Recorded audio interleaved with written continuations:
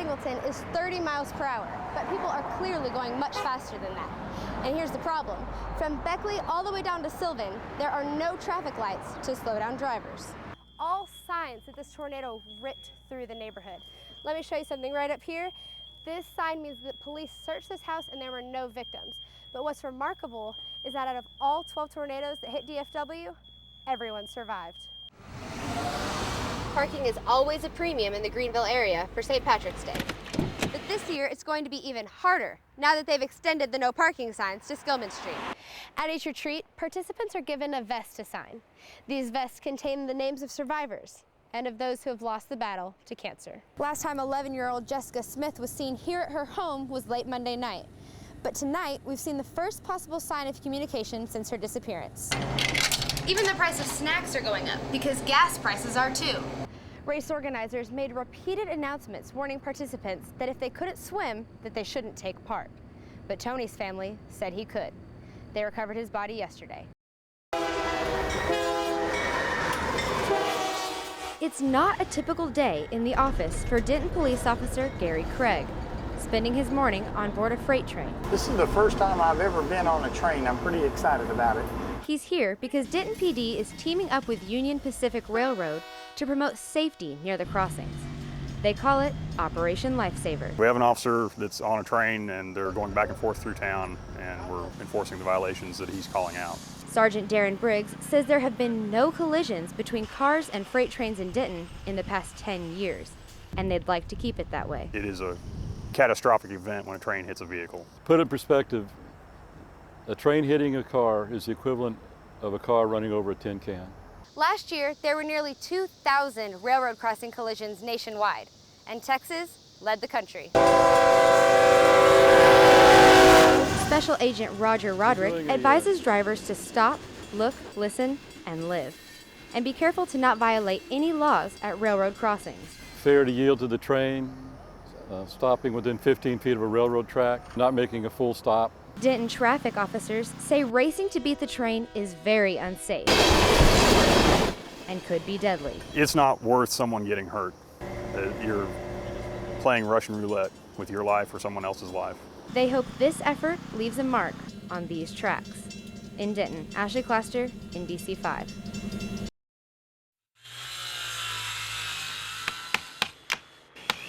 And I think we're pretty much through going through what we can and salvaging what we can. Less than 24 hours after a tornado hit Forney, 3-year-old Connor Pierman only has one concern.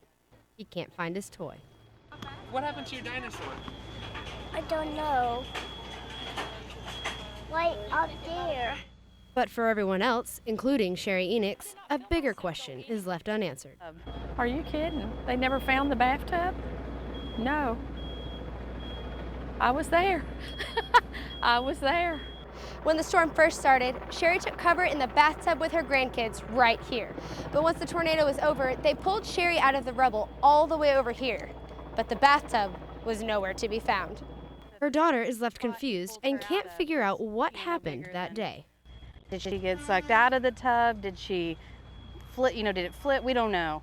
All they know is Sherry is now a hero to 3 little kids.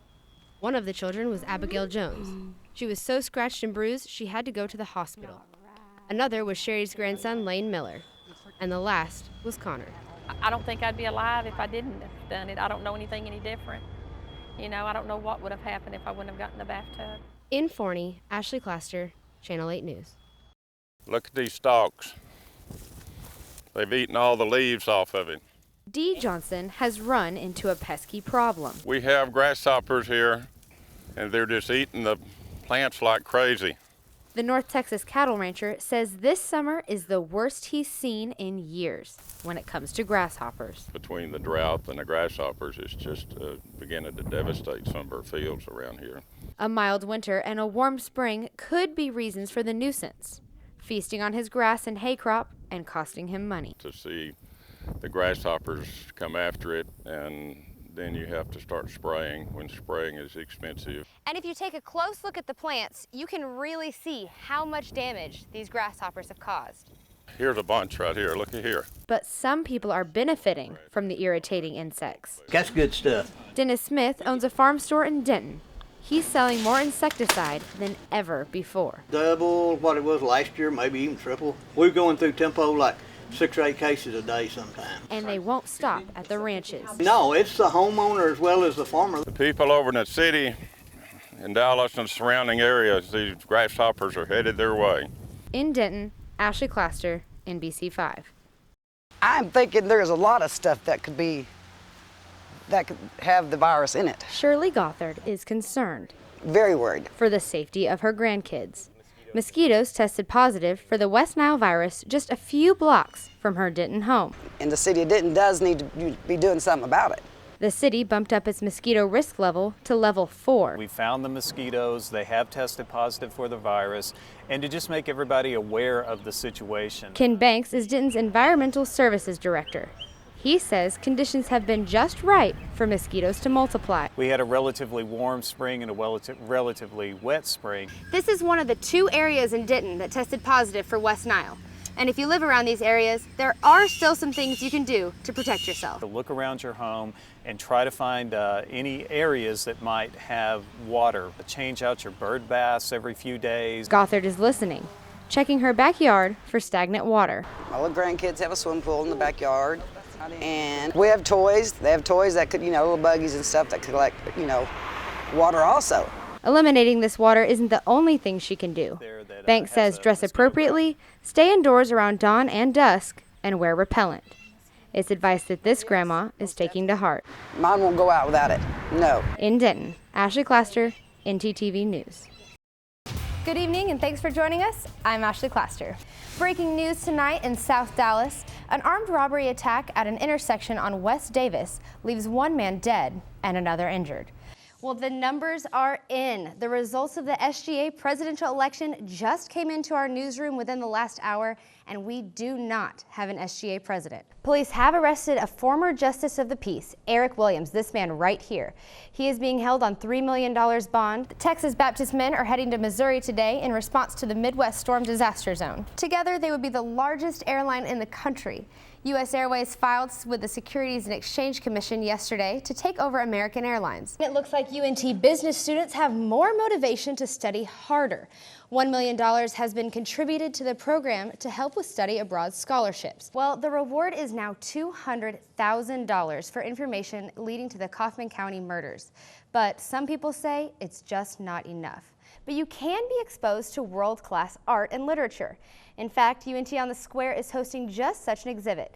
Our very own NTTV's Blaine Skiles is on the Square right now with more on the exhibit. Blaine? Thank you so much, Michael. Well, NTTV Seen and Heard reporter Taylor Lindholm had an interesting weekend. Definitely interesting. He had some crawfish and then saw some alligator wrestling. Taylor, please tell us what this is all about. I could definitely use some of that money. I think we all could. And I could buy some Mavs tickets. I went to a game this weekend and I had so much fun. And the Mavs won, so I was happy. My bracket was happy. The Fighting Unicorns. What a sweet name for such an aggressive group of girls. I love it. So the rescue dog becomes the rescuer, returns the favor. What a good story. That is so nice. It just goes to show that a dog is man's best friend. Definitely. Well, thanks so much for watching NTTV Nightly News. Join us again tomorrow night at 6 here on North Texas Television. Have a great night. Thanks so much for joining us here on Channel 8. I'm Ashley Claster. Have a good evening.